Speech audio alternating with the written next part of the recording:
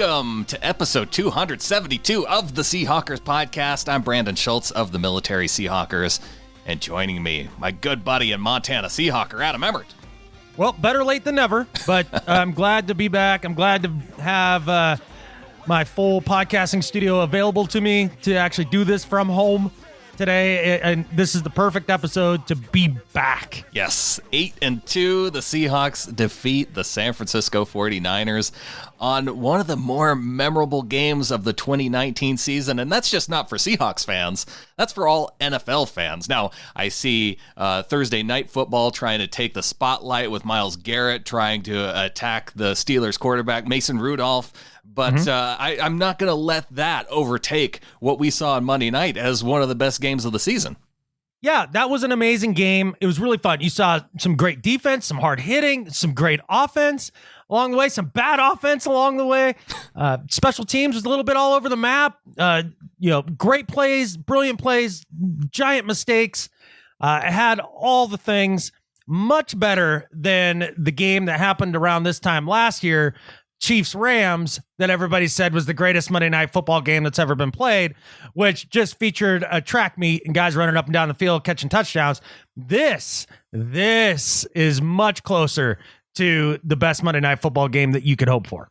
Well, and it was the defense that kept both of these teams in the game at key moments, because early on in this game, Adam, it looked like the Seahawks were they were just gonna get run over by the 49ers. They kicked a field goal. Their rookie kicker starts off with a 43-yard field goal, a 10-yard pass by Jimmy Garoppolo to put the 49ers up in the first quarter, 10-0. And at that point, Russell Wilson wasn't really moving the ball with the offense. You kind of had to expect that it was coming at some point. They weren't allowing, the 49ers were getting enough pressure, but they weren't, it was all coming from up the middle. We saw Joey Hunt get absolutely destroyed early on, but really that was probably his one negative play that really stood out.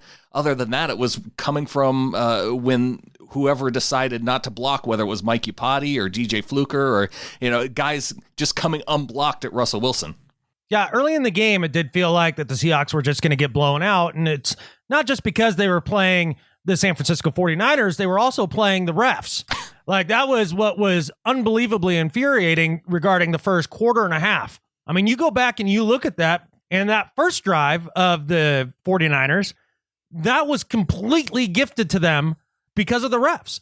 And you look at that first drive, and whether it's the pass interference on Trey Flowers early in that drive, or the pass interference they called on Jamar Taylor for accidentally grazing the receiver with his hand that wiped out the Shaquille Griffin interception. Was it that bad? Was Jamar Taylor's holding that insignificant? Because when I saw it happen live, tripped. It looked like he pulled It looked like Taylor tripped and dragged the dude down, is what I remember in my mind.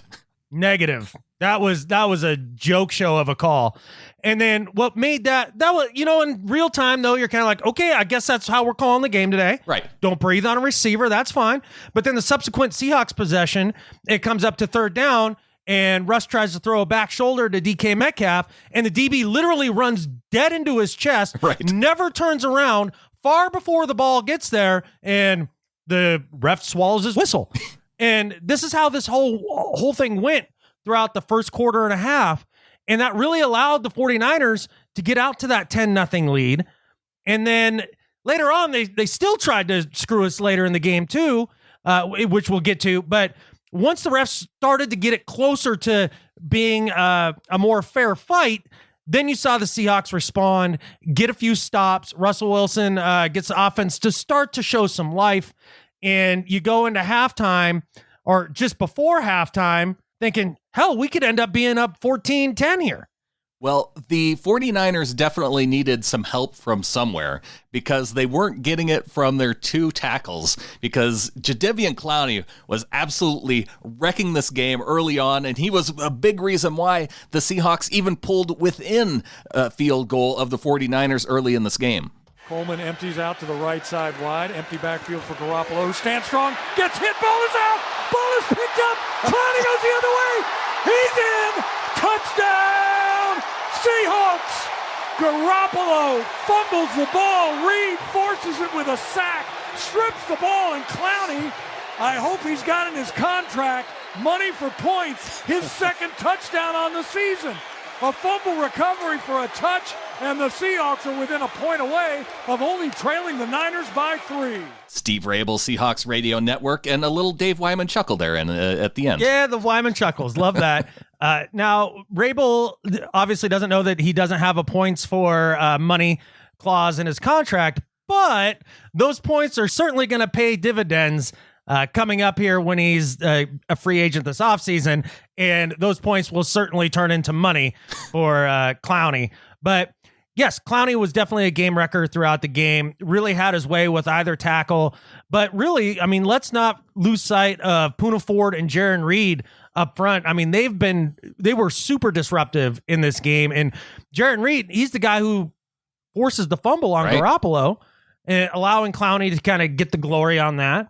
But man, those guys really, even on the interior, gave the 49ers offensive line fits. This is what we had kind of envisioned, early on in the season. Well, once we get Reed back and, Clowney, and then the ghost of Ziggy Ansah and, some of these other guys back, we could have some semblance of a pass rush, and it was there. And I guess I didn't expect to see it in this game because we've had those guys back for a couple. Pete keeps saying, we're going to turn a corner, And it's like, yeah, okay, well, I'm not seeing it. And I was pleasantly surprised. It was the number one difference maker in this game for us. And Clowney gets the NFC Defensive Player of the Week honors for that dominant performance. Brian Baldinger called it the most dominant performance he's seen from a defensive lineman this season. And man, that dude really was all over the place. And we saw that it really was Clowney. It wasn't that the tackles were playing bad. They were coming into this game injured. McGlinchey and Staley both questionable with their injuries going into this game. And they weren't questionable. They were questionable coming back from their injuries. It's not like they were injured the week before. Like they'd been healing up for some time now. Now, whether or not do you want to trot them out there with the risk of re-injuring, they were healthy. Don't sit there and try to act like they weren't. Now, if you want to say rusty, I'll give you that. But they weren't hurt. Okay. Well, that makes sense. But still, they were doing fine when they were going up against just about anybody else not named Clowney. We saw Ansah in there for his 13 snaps. He got one pressure. We got to see Shaquem Griffin out on the edge, and he didn't provide much pressure. But at least I knew the difference between the two, that one of them was trying. Yeah, it definitely seems there's a difference in energy level between Ansah and Keem. So I would like to see Keem get some more opportunities. I think he earned it with his motor in that game, and that was a big deal. But the Seahawks did blitz a bit too. I mean, we saw Trey Flowers get in on the sack parade there throughout the game. Early in the game. Yeah, it was early on in the game where Trey Flowers came off the edge. And then, while we're talking about sacks, you mentioned Poona Ford, Jaron Reed get in there. It was part of the reason Clowney was part of that sack too, because he was the one that flushed Garoppolo up in the pocket into the arms of Reed and Ford. 2nd down and 6 at the Seattle 37. Coleman stays in the backfield. Garoppolo takes the shotgun snap. He's missed. Now he's hit. Now he goes down. Clowney got there first, got a hand on him, forced him up in the pocket, and then Poona Ford and Jaron Reed got there. They'll probably split that sack. Doesn't matter. It is still another sack going for the Seahawks defense. That would be the Seattle 3rd sack on the game and a loss of 5 yards. So there's a little bit of the chicken and the egg thing when it comes to pass rush and secondary, right? And, I'm not sure that it was just the idea that the defensive line played a great game and all of a sudden they were able to generate pressure when they couldn't have before. Because I do believe the secondary played a lot better in this game. And I think that's a story that went underappreciated throughout the week. I mean, what a difference a starting safety tandem makes. I mean, McDougal broke up a couple big plays, after the receiver would have caught the ball, busting some chops. And then we get to see the debut of Diggs. And I'll tell you straight up, I'm already in love with this guy. I'm in football love with this guy. I love the way that he hits.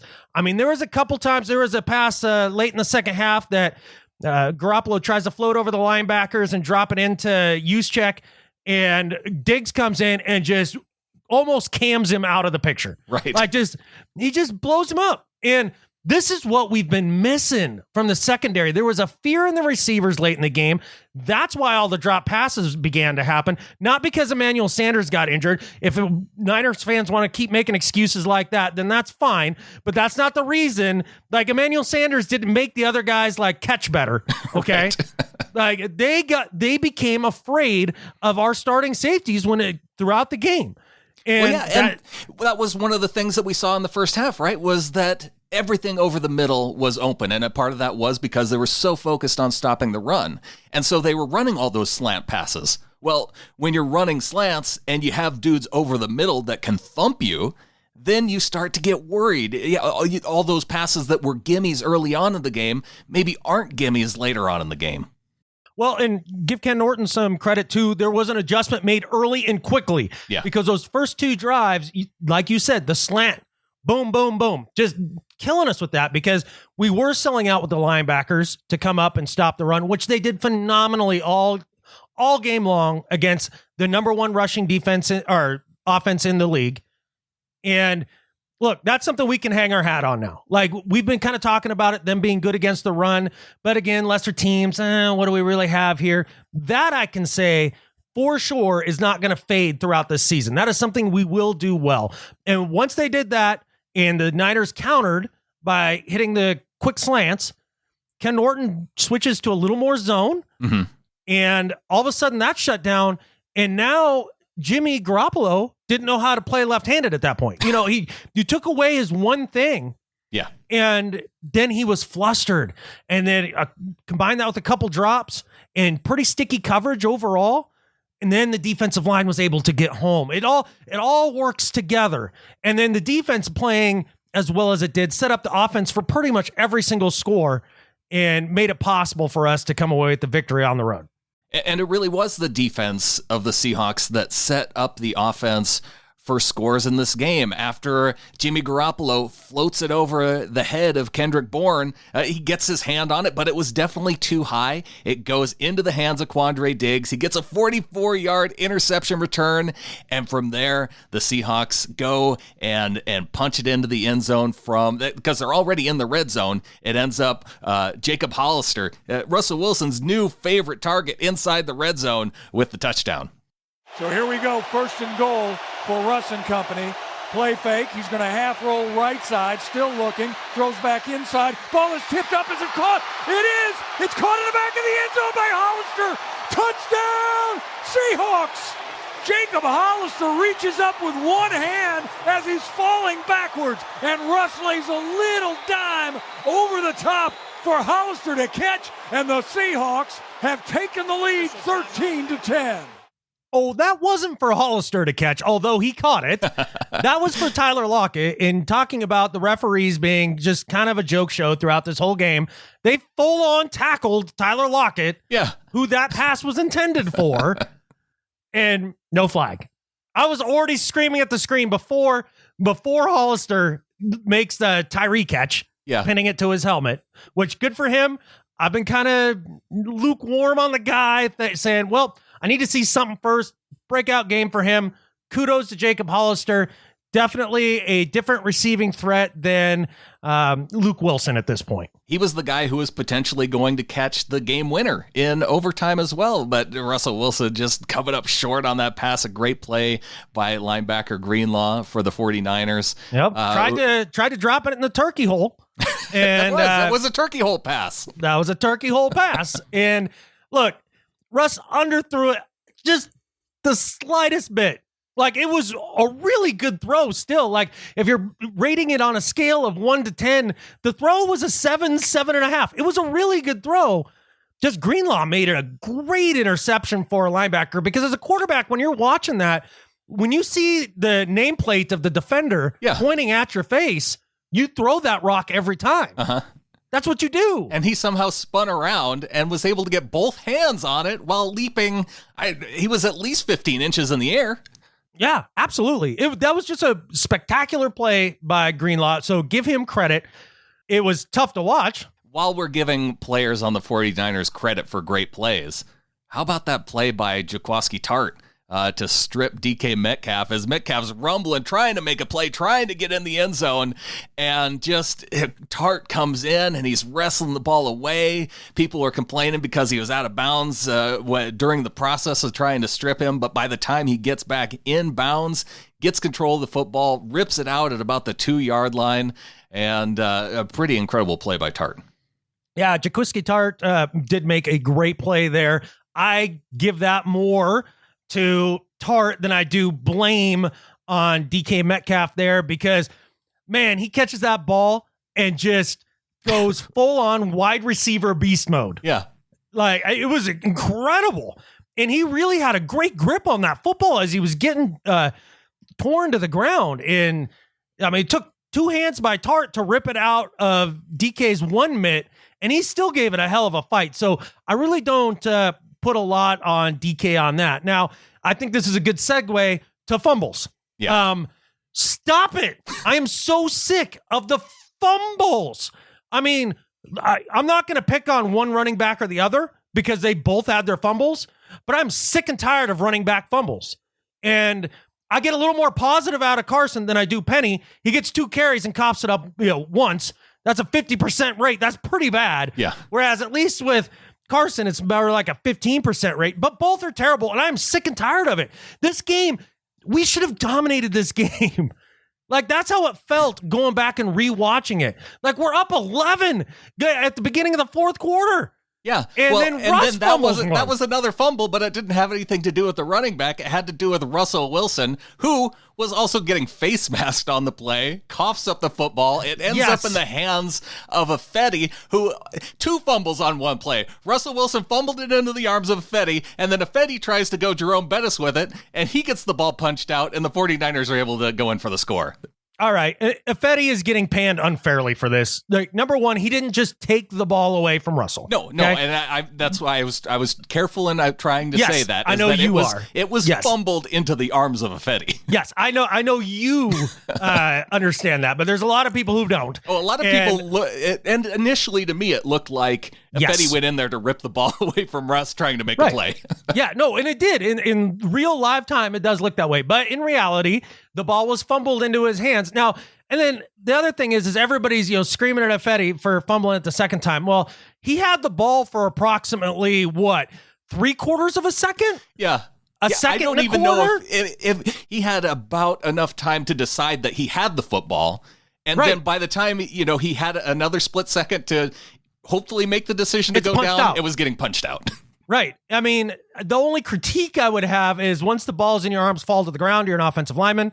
Right. But again, the amount of time he had to process that information was very, very little. Right. Like that was a quick second that he had the ball in his hand. But God, what a swing in the game. I was stomping around the hotel room. I'm surprised security didn't come up. I'm walking on chairs like, you can't believe this just happened. Like we're looking to actually take control of this game. And being up 11, the offense seemed to get it kind of flowing, and then that happened. That was a very frustrating play. Well, and all the momentum from the game just went away. The 49ers able to convert on the 2-point attempt, so now it's within a field goal. The Seahawks get the ball back. They go 3 and out. Richard Sherman deflects a pass to DK Metcalf on 3rd down that would have kept that drive going, and then they get the ball back and drive down the field, get the field goal, and tie it up. And the subsequent drive by the Seahawks goes 3 and out. But the 3rd down play on that, it's the second to the last drive for the Seahawks. DK Metcalf on 3rd down, he gets another target, and the receiver mows into him again, and again, no flag. Never turns around, face guards him, puts his hands all over him, no flag. Yeah, the corner runs right into him. Yeah, what a joke show that was. So goes back to the Niners. They throw 3 consecutive passes, which Kyle Shanahan, he gets panned a little for that, and he also does it at the end of overtime, and we can talk about that later on there. But Seahawks end up with the ball once again.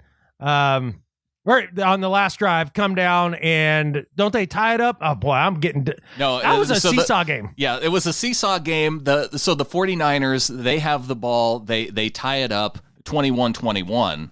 The Seahawks get the ball back with 6 minutes left on the clock still. And they go on one of those 4.5 minute drives where they move it, kind of slowly down the field. Probably their best drive of the game, where they start on their 25. They get it to the San Francisco 27, I think. Yeah. And then on 3rd and 1, Chris Carson not able to pick up that 1 yard. Like, he got that 1 yard for the touchdown early on, right? Where you're and 2 other short yardage third down situations where he got it on third down. Yeah. So basically, if you're looking at it, just so that we're clear, on 3rd and short situations or goal line situations, you gave Carson a crack at it 4 times. He was successful 3 times. That's a really good percentage. That's 75%. Can we please stick with that? Rather than earlier in the game where it's a 3rd and short, 3.5 yard, and we roll Russell out on one of those predictable little bootlegs, getting cute. We get cute in the end zone, and it happens to work out to Hollister. Just pound it down their catfish throat. Now, we tried it there. It didn't work. That's fine. But overall, it was successful. Yeah, and it was a Jadeveon Clowney fumble recovered by Poona Ford that brought on that Chris Carson touchdown that put the Seahawks up 21-10. But yeah, to get back to the end of the game situation, and on 4th and 2, there was a timeout by the 49ers. The Seahawks, Pete Carroll thinks about it, brings the offense back onto the field. He ends up calling timeout before Jason Myers. In that situation, Adam, you would just run it on 3rd and short with Chris Carson. It got stuffed. Right. It's 4th and 2. There's 1:50 left on the clock.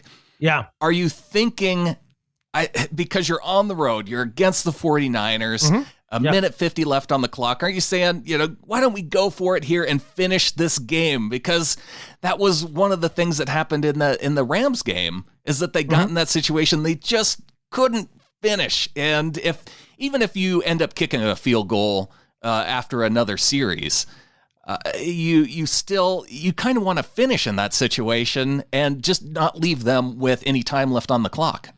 Well, you got to remember, too, that the defense had played phenomenally in the second half. Yeah. And Jimmy looked totally rattled.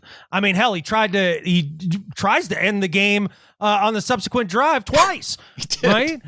Yeah, one pass to Trey Flowers that goes off his fingertips. He had KJ Wright have a pass go off his shoulder pad. And Bobby Wagner, too. Yeah. So, he tries to end the game for us, but I'm believing in my defense at that point. We've got Jimmy G on his heels. They can't run the ball. Kyle Shanahan looks like he's out of answers. And yes, I'm kicking the field goal there. I agreed with the decision in real time. I just wanted to be clear because it was a question for me, because there was still so much time left on the clock. But I agree that with the defense playing as well as it had. Now, if it were earlier on the season when we weren't getting any kind of pass rush and then it absolutely or even makes earlier sense. In that game. Sure. Where it didn't look like they could stop anything. But in the second half, they really had figured it out. And Jason Myers gets the 46-yard field goal, puts him up, and now they're up by 3. And not only that, not only does Garoppolo look rattled, but they had Chase McLaughlin, the rookie kicker back there, who had just been lights out all day, like nailing everything down the middle. And ultimately, even with that play, the 47-yarder with 6 seconds left on the clock, again, he just nails it right down the middle. Yeah, he did. And I'm sitting there thinking to myself, how is it that we have kicker problems and they can go out and find some dude who was collecting garbage or something the week before who just ice water in his veins? That's what I'm feeling at that point. A guy who the Los Angeles Chargers passed on. Right. Who they've been having kicker problems forever. And this was the dude they had on their team. Yeah. No, look, I will say that I realized one thing during that, and that was I'd been sitting down for every field goal. And then on big plays towards the end of the game and certainly throughout overtime, I stood up and we had a lot more success. So when it came down to the game winner that he attempted in overtime, I stood up and then the Shankopotamus came out. Then how about for the Seahawks? They get the ball after the missed field goal attempt by the 49ers. 3 minutes left on the clock. Chris Carson picks up 8 yards on 2 consecutive runs. DK Metcalf, again, and this is one where you can't necessarily blame the defense. DK Metcalf had it in his hands on the sideline. It was pretty good coverage, but that's a catch that DK Metcalf has to make right at the 2-minute warning. And with 1:57 left on the Seahawks, they're on their 45-yard line right about midfield, and then they decide to punt it with under 2 minutes left. Yeah, that was a little nerve-wracking. And no timeouts at that point? No timeouts. There's no timeouts. No timeouts. And then Kyle, this was the part of the game where a lot of people that are Niners fans are kind of wringing their hands about. Shanahan comes out and throws the ball 3 times. Well, everybody, why would you do that? You play for the tie. Like, what in the hell are you talking about? Who plays for a tie? The last thing in the world I want my head coach to do is play for a freaking tie. Are you kidding? Yeah. I would rather take a loss than a tie. And they nearly had the play to keep that drive alive. That if Shaq Griffin doesn't make that play on that deep pass to Deebo Samuel, that could have won the game, let alone keep the drive alive. His makeup speed on that, Shaq's, was very impressive. I was chalking that up as a completion as the ball hangs in the air, right? Mm-hmm. Deebo had what looked like about 2 steps on him. He was open. Somehow closes the distance, Shaq does, and then not just gets 1 hand on it, but he gets 2 hands on it. Yeah. Hurts himself a little when he lands, but... Right on his elbow. Yeah. One guy that I want to give credit to, before the Chase McLaughlin 47-yard field goal, we mentioned the Russell Wilson interception by Greenlaw. That run back by Greenlaw was saved. It was saved by Dwayne freaking Brown. If Dwayne Brown does not make that tackle, that game could be over. Greenlaw maybe takes that all the way to the house. Yeah, I was watching the replay today, and that was something that stuck out to me was Dwayne Brown's effort there, and I definitely want to call that out. I'm glad that you brought it up because, yes, that's a game-saving play. Stuff that doesn't show up on the stat sheet. Okay, so Dwayne Brown, he does save that he saves that play, but that play it didn't even necessarily need to happen because Russell Wilson at midfield, it's 2nd and 10, and Russell Wilson makes a great play to scramble, get upfield, and I think it would have been near the first down, but the officials again, they call Russell Wilson in the grasp by Eric Armstead, and it goes in the books as a sack. What in the hell were they thinking calling that? I mean, would they have called that, on Eli Manning in the Super Bowl on the Tyree catch?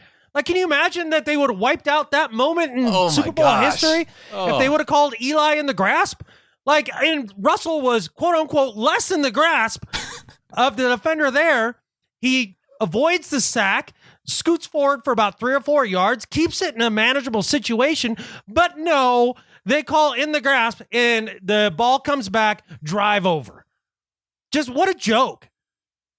The officials were bad in this game. I'm not one to bitch about officials. I'm not. Unless they are really atrocious. And they were terrible in this game. It was so bad that even in a win, we're complaining about the officiating as how bad it was. Yes. But then on the very next play, it led to one of a great play in the game. Russell Wilson to Malik Turner picks up the first down. Empty backfield, 4-man rush. Russ going to try to run around the right side. Does. Find some room. Now he throws. Turner makes the catch. Spins out of a tackle. Down to the 35-yard line, the 33-yard line. How did Malik Turner do that? Made the catch. Spun out of a tackle. Picked up positive yards. A first down and then some. A 20-plus yard gain. As they spot the ball, we'll actually see how far it was. 29 yards and a first down at the San Francisco 32. Let's talk a little bit about what Russ did in overtime and with whom he did it with. We're talking Tyler Lockett out with apparently a bruise that was scary, to the point to where people were saying amputation. Oh my gosh. Yeah. Well, he had to go to the hospital and he stayed there overnight. I hadn't heard amputation. Yeah, Dr. David Chow came out and he's like, I've heard people saying this because they Googled compartmental bruising thingy, and your WebMD comes up and it's like, oh yeah, sometimes ends up in amputation. And of course, now people lose their crap, right? Right. So fortunately, none of that stuff. He's doing okay. Yeah. Like Tyler's fine. It sounds like he's going to be back for the next game, too, against the Eagles.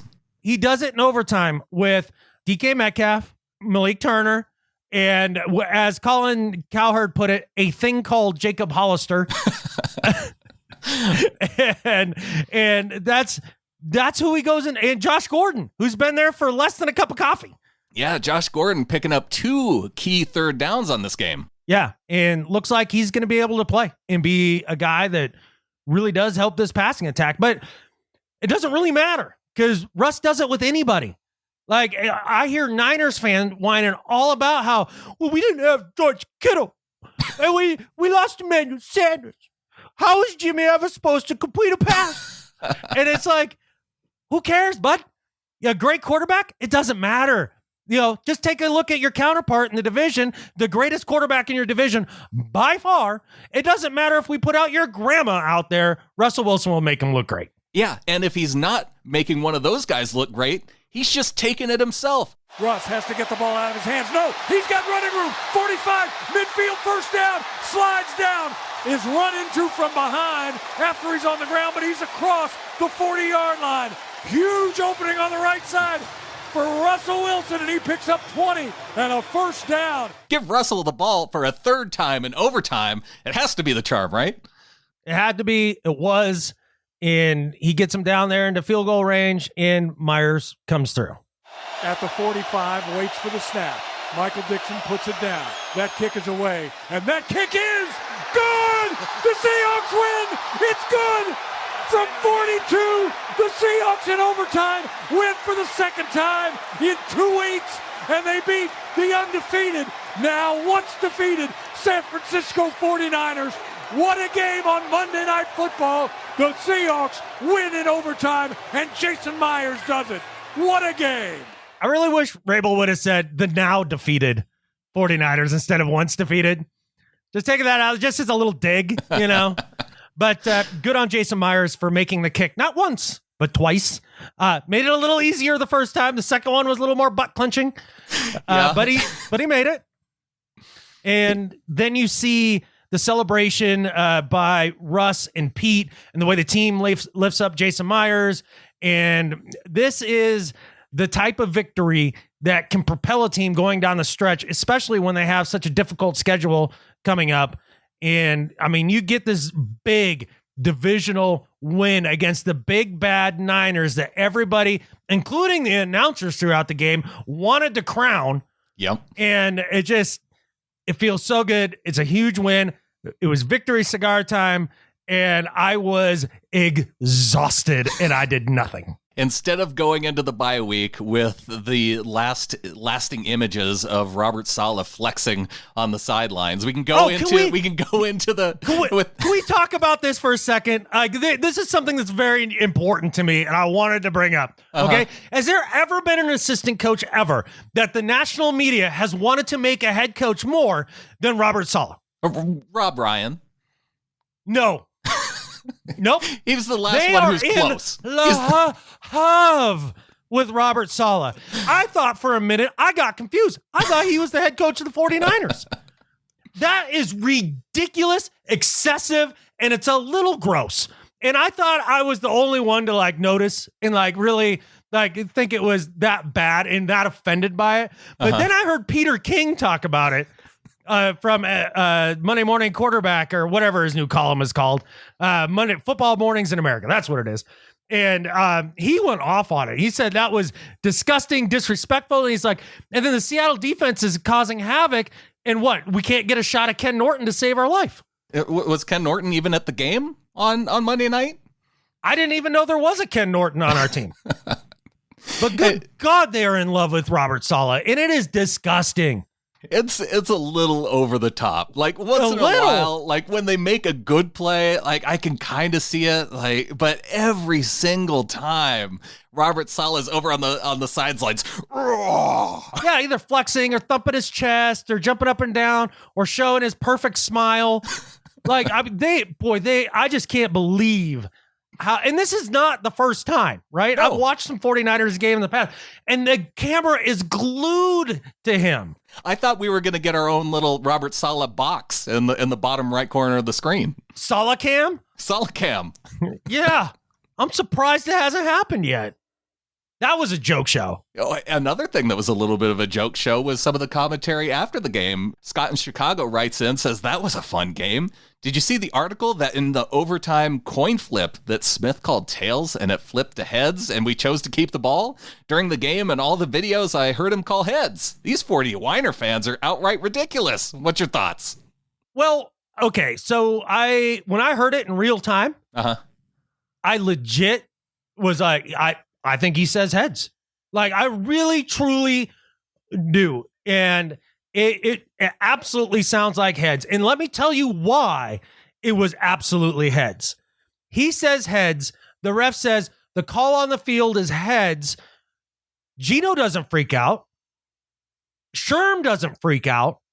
Richard Sherman is the guy opposite of Geno Smith in this situation.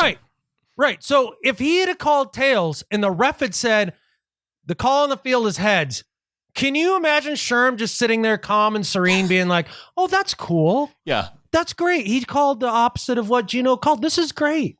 This is wonderful. I hope they have a great coin flip. Do you think that's how Sherman reacts? Because that's the way that he reacted. Yeah. Like it was no freaking big deal. Okay? Well, and Geno Smith, if that is what happens, Geno Smith's the coolest dude in the world, because as soon as the ref says heads, he just, oh yeah, we want the ball. Like, and plays it straight face the whole time. Yeah. So if Gino had called tails and then the ref says it's heads, and it takes Sherm even a second to figure out what's going on. Yeah. And the coin is flipped and the ref says, oh, it's heads. You think Sherm's just going to sit there and not say a word and just be like, oh, okay, I guess I take the ball.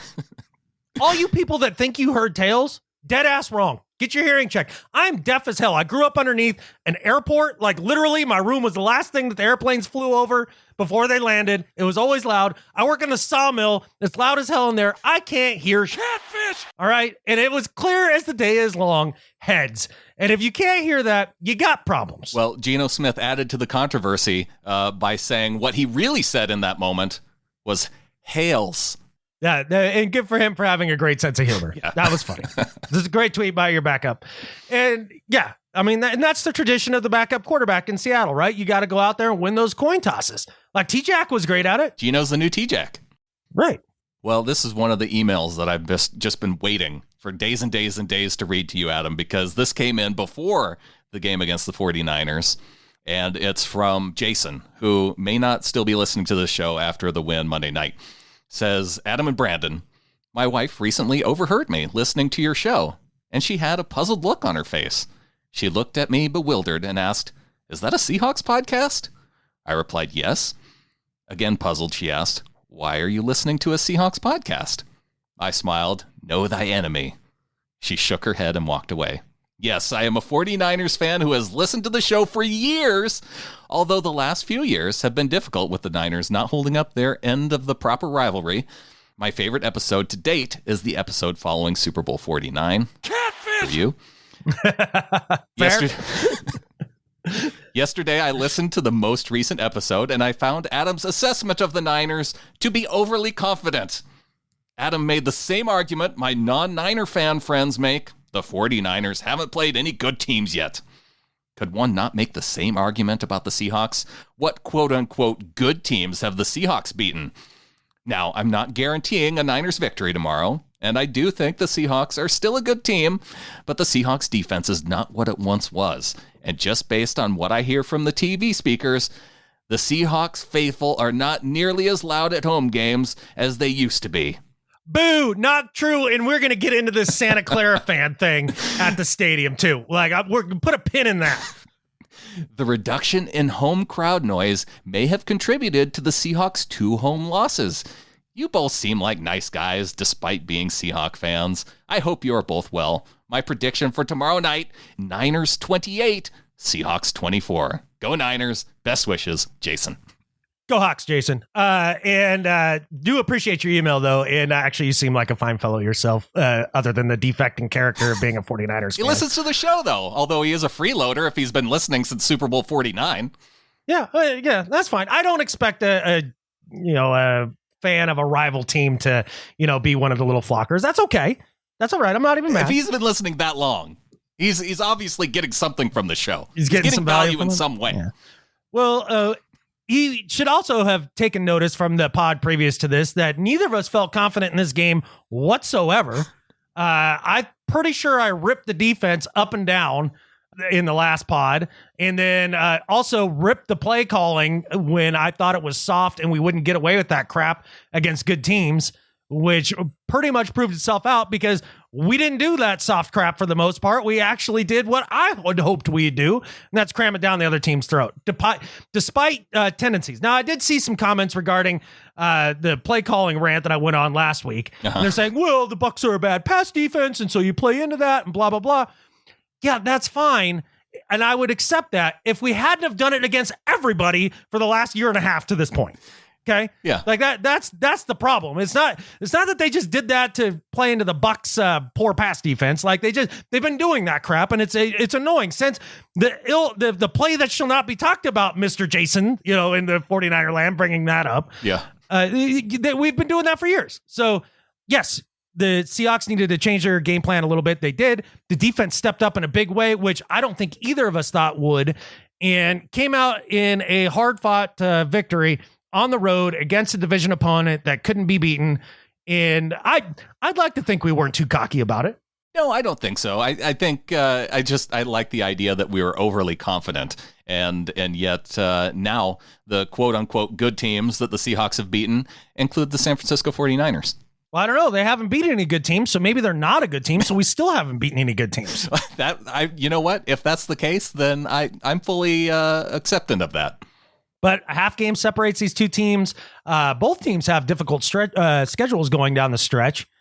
And boy, I sure do like our chances with a quarterback with MVP type credentials like Russell Wilson than the crybaby ass Jimmy Garoppolo, who got scared and started spraying the ball over the field.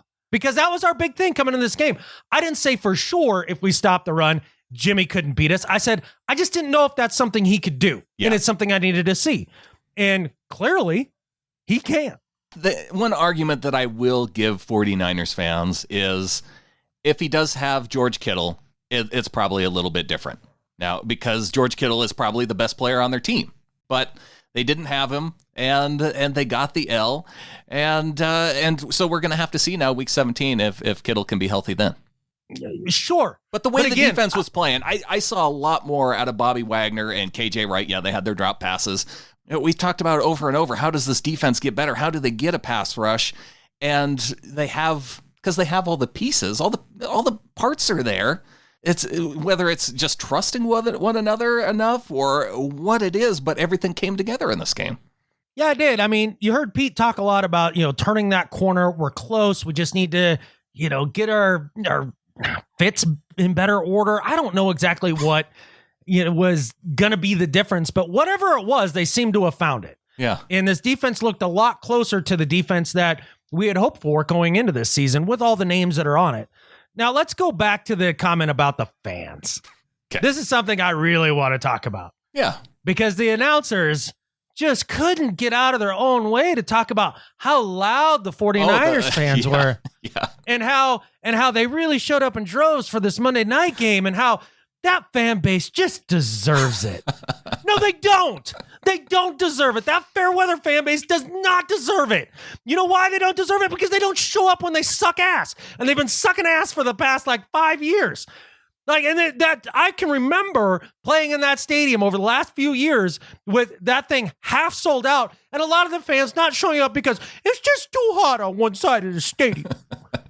Well, it goes back to the game that I was at last year. The people who were in the standing room only seats that were right behind us, they were getting upset at us because we were standing, because there were people in front of us standing. So you have fans there that don't understand that sometimes people at a game stand up, and that when that happens, if you buy standing room only seats, there are going to be times where you can't see, and you can't blame it on the people in the last row in front of you for standing up. And so I'm glad that now 49ers fans are starting to understand that when you're at a football game and it's exciting, you're allowed to get up and stand up out of your seat. Correct. And look, regarding Seattle fans and it not being as noisy in the clink as it used to be, quote unquote. Number one, good luck proving that. Because I don't find that to be true, and I've been to a few games in the recent Basing it past. off your TV speakers is not the way to go. No, and then secondly, on top of all that, you want to know how I know that the crowd noise probably hasn't gotten a lot less? Because the games are still sold out. Like, even when the team's bad, the games are still sold out, and people show up. Wait. When has the team been bad? Oh, we'd have to go back to Mora, but like, you know what I'm talking about. Like, yeah. Even in the down years, the stadium is always sold out. It's not half empty like Candlestick or Blue Jean Stadium. Well, thanks once again to Jason. I know that might have been mean to Jason, but I appreciate the email. It's for all the 49ers fans that are listening, not just Jason. No, so like I would give Jason's one of the cool ones. I would give him credit because he's talking about how like the Niners haven't held up their bargain over the last few years. Clearly still a fan, clearly still watching the games. But the majority of that fan base just evaporates the second that they're not even close to in contention. Like it's pathetic. They're a pathetic fan base. Well, another person who we've recognized frequently as pathetic on the show from week to week. I'm afraid we're going to have to go back to the well again with Pete Prisco. La la la la, la la la la, Prisco's World. La la la la, la la la la, Prisco's World. Prisco has his hot tastes and nothing more. That's Prisco's World. Did we lose Pete? Because last time we talked about Pete and we had visited Prisco's World as if his reality had collided with actual reality and he was back. But Is he gone again? Is he off the reservation? Well, this is really interesting, and I normally don't go to power rankings because the only power rankings you need to really take note of is the final division ones. Standings. The division standings, and then the standings at the end of the season at who's hoisting the Lombardi. But this could not go unrecognized because after he was in full support as Russell Wilson for MVP, I thought he was fully on board. We'd never have to go back to Prisco's World again.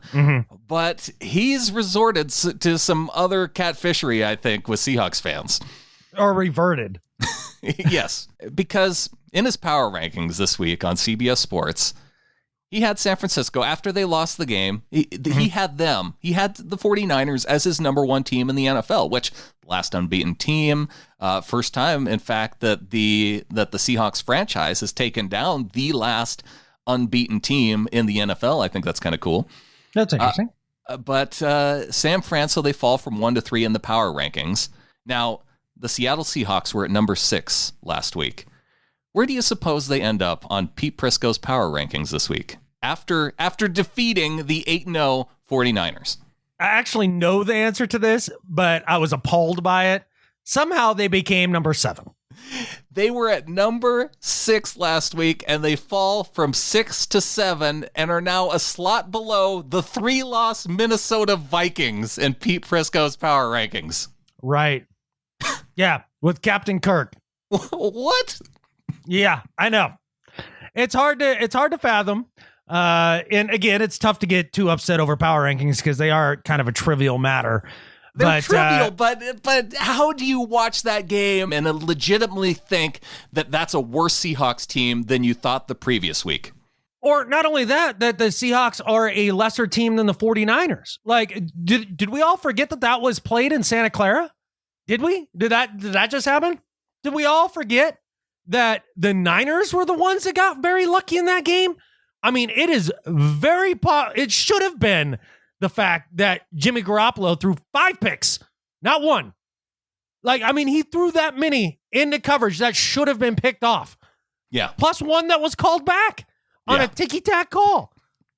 That game should have been a blowout, but they got lucky. Well, I know it gets tough in power rankings when you go, okay, well, obviously the 49ers can't be number 1 because they got beat. You had the Ravens who just beat the Patriots. It kind of makes sense to put them up there. Now you have this problem with the Saints of, well, the Seahawks, they lost to the Saints. but the Saints lost to the Falcons. So where exactly do you put the Saints, and where do you slot them in? It gets a little messy. It doesn't. See, this would be very easy for me if I had to make one of these for the national audience, let's say. Now, if I was making it for the little flockers or our audience, it would always be Hawks number 1 and then everybody else. But if I had to make it for a national audience, this is how it would go. It would go Baltimore. It would go New England. It would go New Orleans. Then it would go Seattle. And then it would go Niners. Okay. Like, I mean, just because the Niners lost to the best team in the conference, and barely, by the way, I would not just have them have a precipitous fall. Yeah. And same way with New Orleans, they came out and laid an egg against Atlanta. I get it. But things happen. Like, there's wacky games in the league all year. That's one I can take and put into it was just a vortex that day, for the Saints. And they did come into our house and beat us. So, yes, I would probably do that. Now, at the end of the day, I honestly think we watched on that Monday Night Football game the 2 best teams in the conference. I really do. Yeah, I could see that. And yeah, that's the weird thing, is looking at the Packers and having them up in there as well, because I think Prisco had the Packers at number 4. I'd take the Packers behind the Niners. Oh, I think too. The Niners are a better team. I think the Packers deserve to be up near the top. But when you start looking at the quality of wins and the quality of losses, the Saints had one bad week against the Falcons, and they lost early on in the season, I think, to, I don't know. It was an early season. Oh, it was to the Rams when Drew Brees got hurt. Oh, right. Yeah. So, yeah, they lost to a team with a winning record. The 49ers lost to a team with a winning record. The Ravens, you could look at them and say, well, you did lose to the Browns, but they're, a division rival, I suppose. The Packers, though, they've lost to Philly and they've lost to the Chargers. So they've had 2 games, and Philly, you could call them, they're probably deserving of being, they're probably the best team in the East. It's going to be between them and the Cowboys.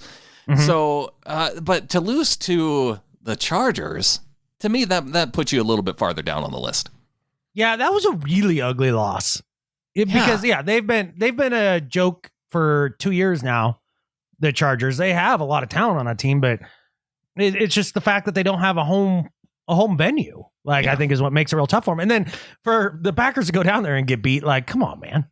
Especially when it's, you have all those all those Packers fans inside the LA Chargers stadium. And then not only that, but the Packers barely eke out a win against the one-dimensional Carolina Panthers. Yeah, 24-16. Yeah, so I guess it was a touchdown, a 2-point conversion ahead. It was closer than that. Yeah. But anyways, yeah, Prisco's, who knows? That's a ridiculous power rankings. I mean, you got to do it, I guess, if you're in his position, make one. You're going to piss off somebody.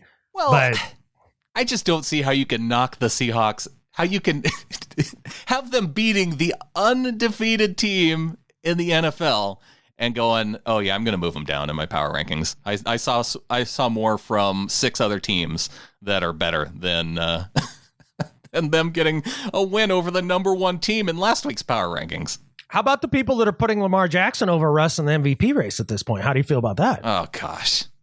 I think now it's just getting to the point to where Russell Wilson's been on top now for so much this season that they're like, oh, well, we've got to just start talking about some other guys. Yeah, a little bit. I mean, I think overall people are still on the Russ bandwagon when it comes to MVP, because the way that award has worked traditionally, it always seems to be a guy's turn.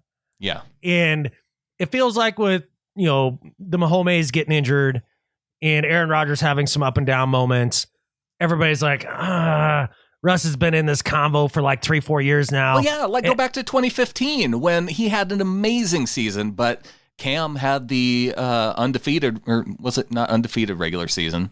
But it was 14-2 or something crazy like that. Yeah, or 1 loss. Yeah, it was. They had a great team success. Russ had a better season, even statistically overall. But everybody loves Cam. So well, and Cam had been in the league longer, and they had the better record. And I think the Panthers even had a win over the Seahawks. So right. That was kind of the justification of, oh well, it's Cam's turn. Yeah, I think if the Seahawks finished something like 12-4. and Russ doesn't just like fall apart down the stretch, which he won't. I don't know how he doesn't get it, but because it's his turn. Now, do I think Lamar's having a dominant year? Yes. Oh, yeah.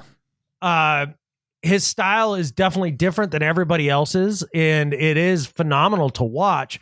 Now, them beating the Patriots, I am very curious to see how the playoffs go for the Ravens, especially if they have to go up against the Patriots again, just in the sense of this feels like one of those offenses that you see once and you get, bum rushed by a little bit and you don't quite understand what to do. But I feel like the second time that you see it, teams are going to have better answers for it. Yeah, and especially if that coach is Bill Belichick. Especially if it's Bill Belichick, who single-handedly ruined the Rams, and they're terrible now.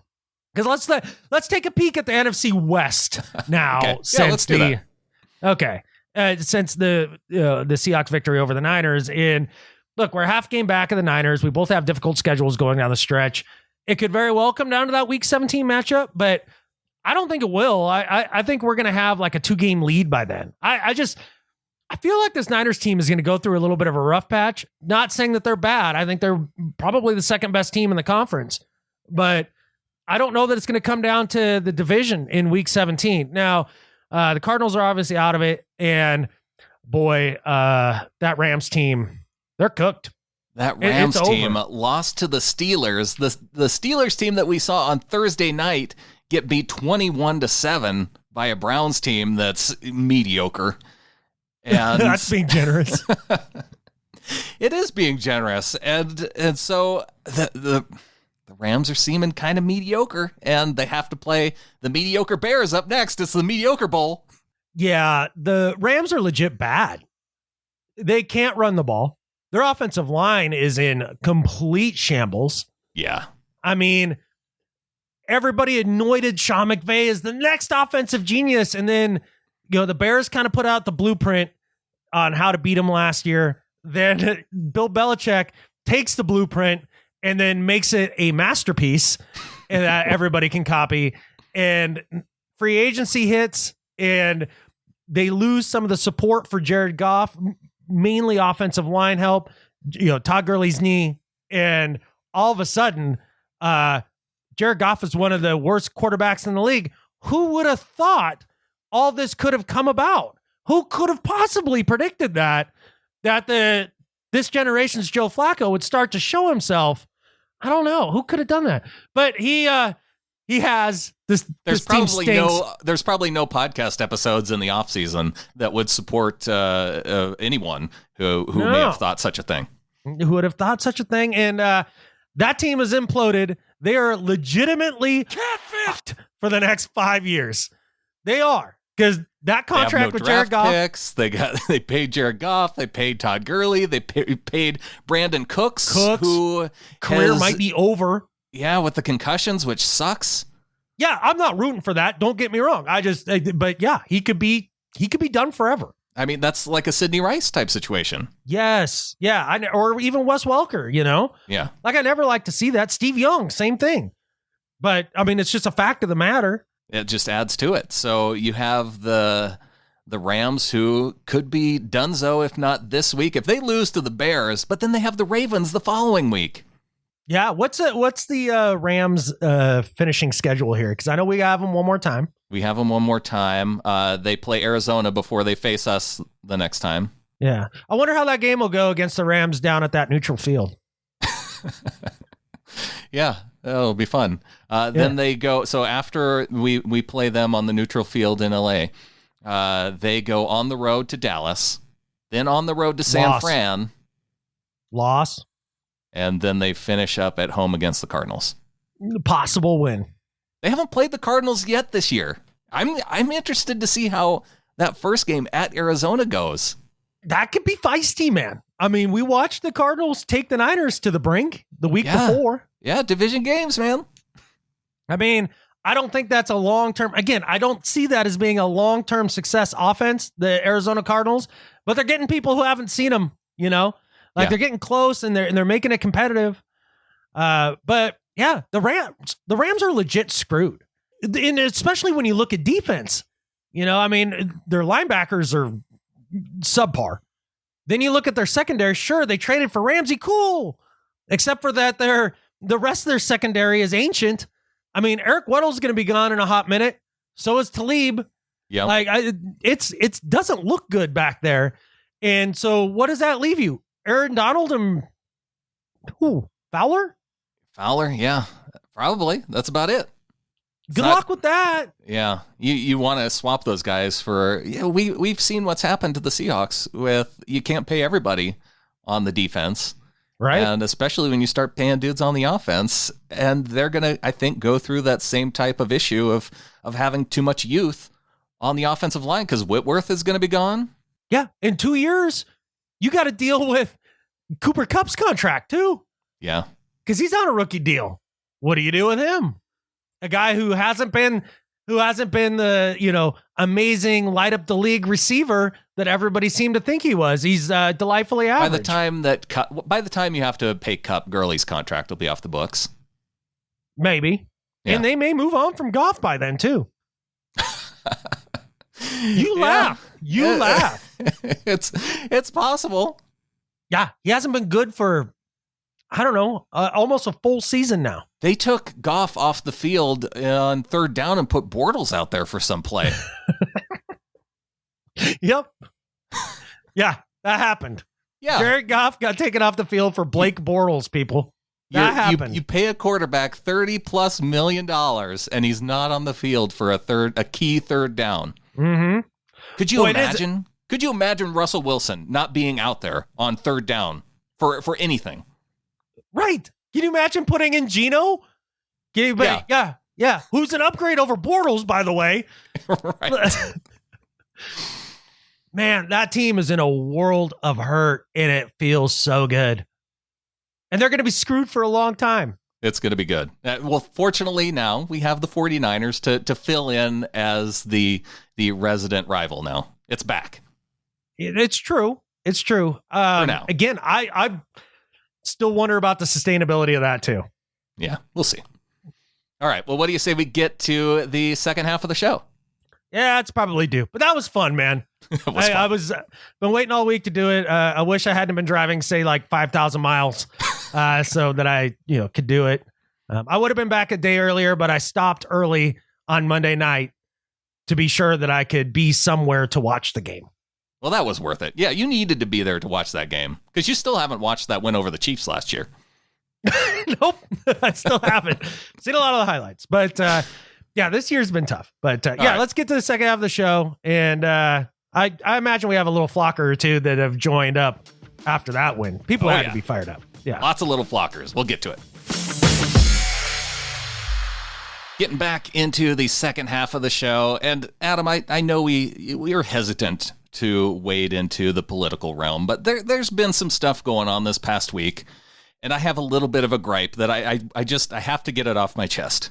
Okay. Can we retire the term the Three Amigos? Because I'm hearing that in the political commentary with regard to people within the president's administration. And I think when I hear the Three Amigos, I think of Chevy Chase, Steve Martin, and Martin Short. And I don't want to have that ruined in my life. I can get that. I mean, I thought you were going to go with the phrase quid pro quo. I never want to hear that again in my life either. I could do without that too. I don't know why. It just bothers me. Just the term itself. Like whether or not, like, I'm not saying anything about nothing. Like, but just the term itself I don't like. And I'm with you.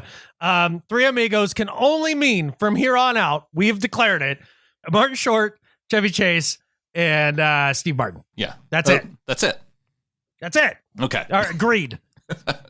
We can work out any political solutions on the show. I'm glad we're in agreement and we can move on. We focus on the important things when it comes to the government. That's for sure. Yeah. Well, another thing that's been kind of important to us is watching our Seahawks in prime time, and the NFL took away one of our prime time games this past week when the Seahawks Sunday night matchup against the Philadelphia Eagles was ripped from us. It moves to a 10 a.m. start time, and now we have to watch the 49ers and Packers in prime time. Oh, well, whatever. This doesn't move the needle for me at all. It bums me out a little. A little bit. Really? Well, Yeah. you should not be mad at the network, and you should not be mad at the league. You should be mad at the Philadelphia Eagles for somehow stinking in a division that stinks. Do better. Like, if the Eagles were better, it would still be a primetime game. Yeah, if they're a little bit better. The thing that was surprising to me, now I know you can't move a Thursday game, you can't move a Monday game. Those ones are solidified. But the fact that I thought it would at least move back to a 4 p.m. Eastern time, or, the 1 p.m. Pacific time start, because that's where the Packers 49ers game was. It was in that 1 p.m. slot. And so it was weird to me that it went back to the earliest slot.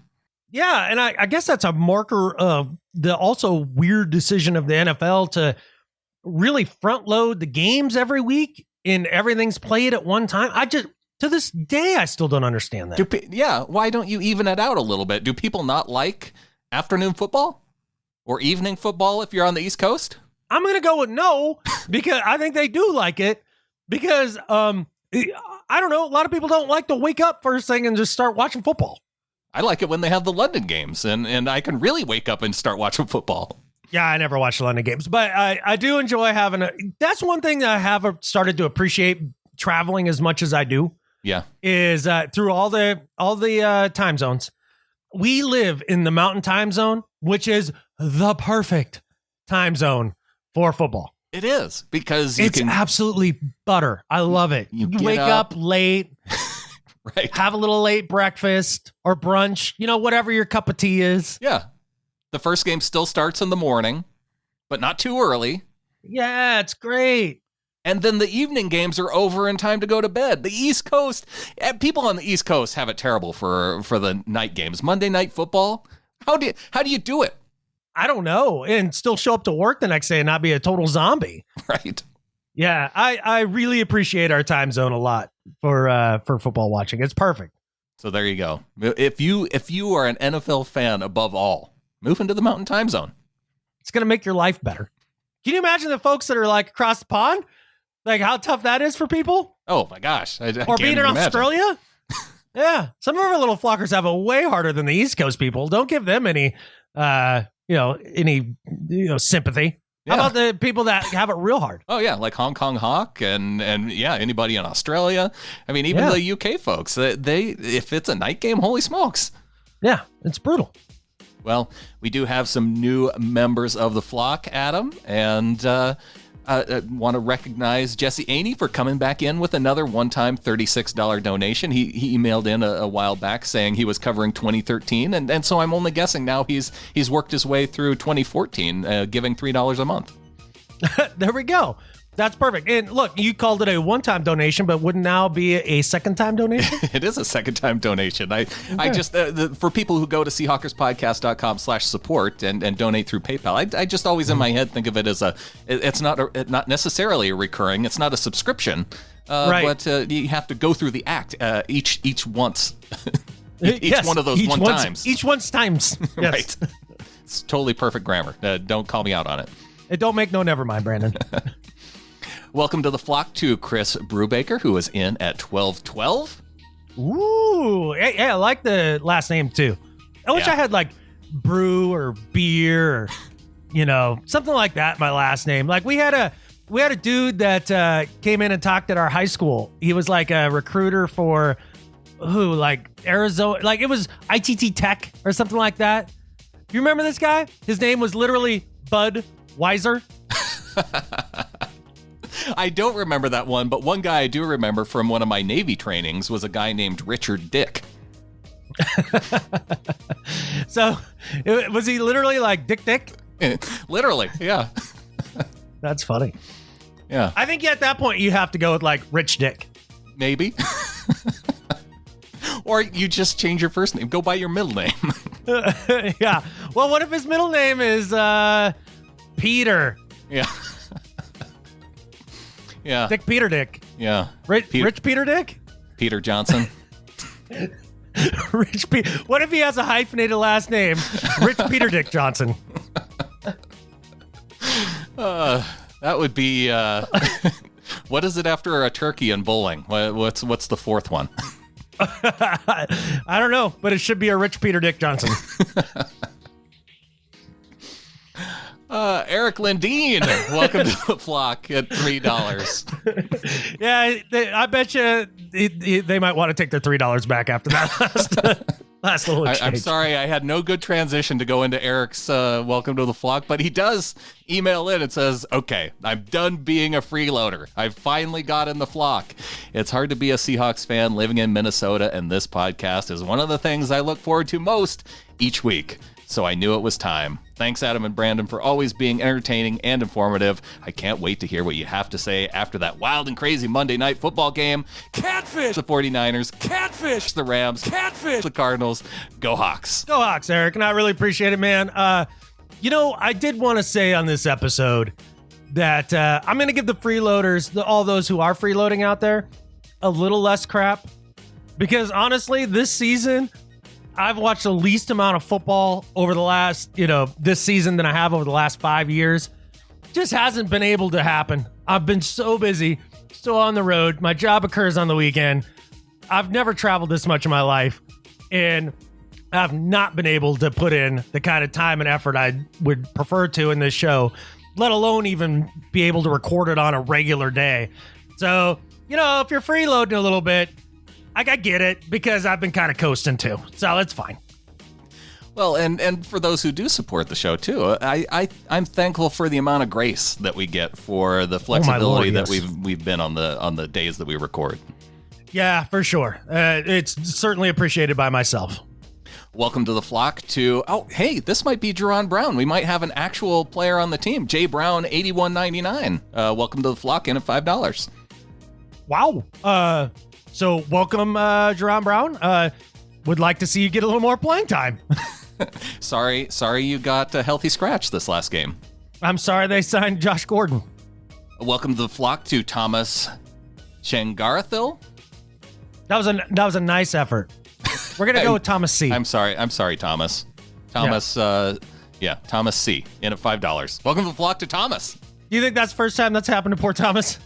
When you have more than 8 letters in your last name, I think it's just, throwing darts at a dartboard, whether you get it right or not. Look, any last name that has more than 3 consonants in a row, you're kind of just screwed. Welcome to the flock to Roy McBoy Bacaliri.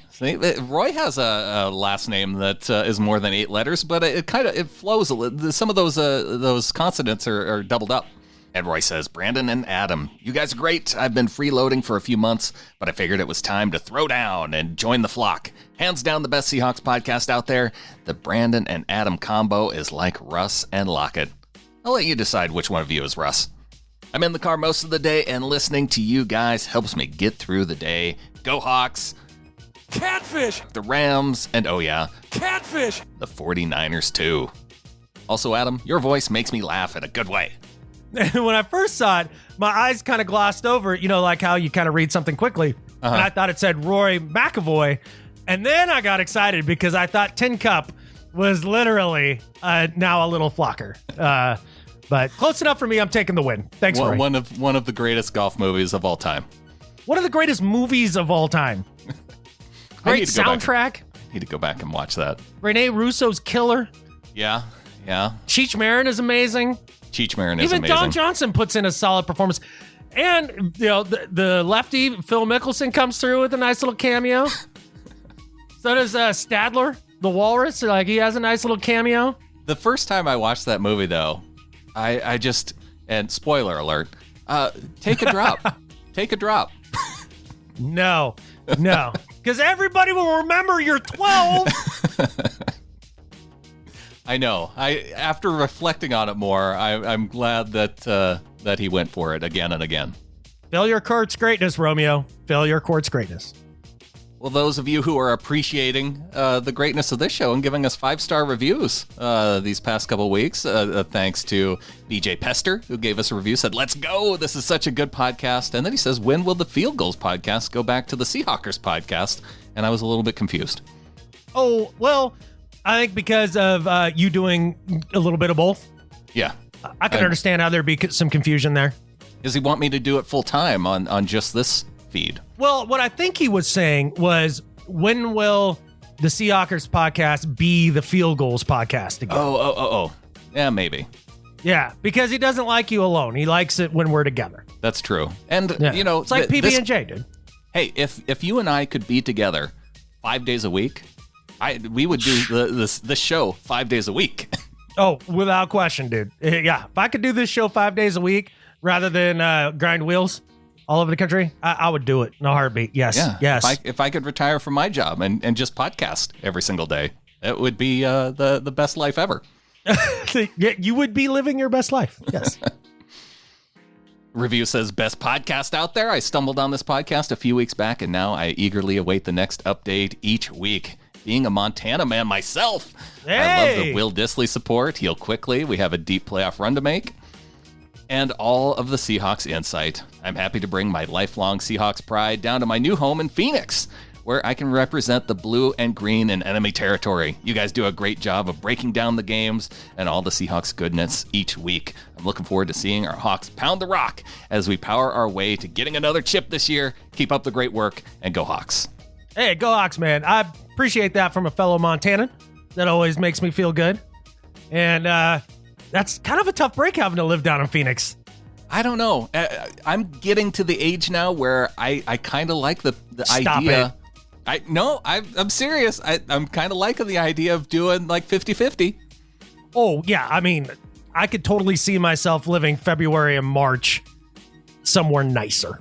And In even December, terms of January. temperature. Yeah. Yeah, no, December, January is fine because that's the beginning of winter. The snow's new. It feels fun. You get out. It's the doldrums. Yeah, when it February gets and March. gross. Yeah. Yeah, and then it kind of starts to melt, but not really. It's still just cold and it's muddy. Yeah, that is Well. pretty gross. Yeah. Yeah, my birthday's in March, and it's probably my least favorite month. Last review, and hey, this is something that we've been talking about. And this review says it would be nice if these guys just gave up everyday life and released a 12-hour daily podcast. Get to work, fellas. On it, and I think he hit the nail on the head with 12 hours, and I don't think that was an accident. Not an accident. 12 hours, though. That would be marathon sessions. That's more of me than anybody wants. Just ask my girlfriend. What does she say about that? Let's get her in here. I think she appreciates sleeping, so she doesn't have to engage. Oh, maybe I took that the wrong way. Oh yeah, I think you did. I mean, because if they're, I can't even go 12 minutes. What are you talking about? I'm 40. 12 hours. Get out of here. Okay. What do you think? Who do you think I am? You think I'm Rich Peter Dick Johnson? That guy can go for 12 hours. Yeah. Okay. Comment in here from Scott Mulholland said, what a game. Although I questioned some of the 49ers cornerbacks' physical coverage on the passes, I'm glad the refs let the players play because that allowed Clowney to lay the wood on Jimmy G on the first couple drives. The first couple hits set the tone, and Garoppolo had happy feet the rest of the night. What a game to see in person. That was an intense white-knuckle ride. I had a catfish eat and grin walking out amongst quiet San Francisco season ticket holders after Myers' field goal. What a night. Dude, that's cool. You got to be there live and in person. I bet you that felt amazing watching those sad sack fans walk out of the stadium. Oh, that couldn't have been any better. With all of the full stadium, and everybody actually stayed for the full 70 minutes of the game. Yeah, I wonder if he went by the Go Hawks brick that's in Levi Stadium. Yeah. I forgot about the Go Hawks brick. I never forget about that. That is gold. That is gold. That all the fans chipped in on. Yeah. Also got an email from Dupre, says, good day, Brandon. I have a do better. I ordered a Seahawks jersey on October 24th. The jersey left Salt Lake, then back to Long Beach, California, then to Brussels, Belgium. This is how the billion-dollar enterprise called the NFL sends a single jersey to Bermuda. The jersey actually flew past my country to Europe. I guess I'll never receive my jersey in time for my trip to Philadelphia to watch my Hawks against the Eagles. Do better, NFL shop. God, I guess. You just miss him by a whole continent?